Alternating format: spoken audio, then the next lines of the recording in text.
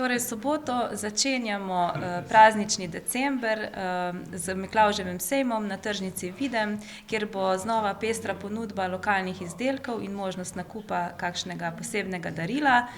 Med nami bo Čebelarska zveza Krško, za kar smo zelo veseli, kajti nekako čebelarji se tudi v naši občini povezujejo.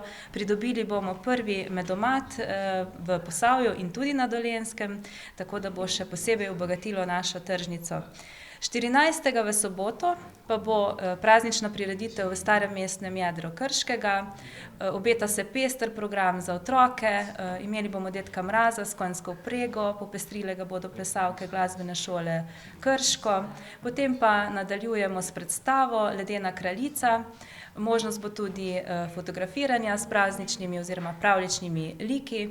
V nadaljevanju bo koncertni del, nastopali bodo Izak Palma, Manca Špik v prvem delu, v nadaljevanju pa Dejan Vunjak. Še pred tem pa bo Mestni muzej Krško organiziral delavnice, na voljo bo tudi razstava na temo Siva kučma, bela brada, tako da vabljeni k ogledu.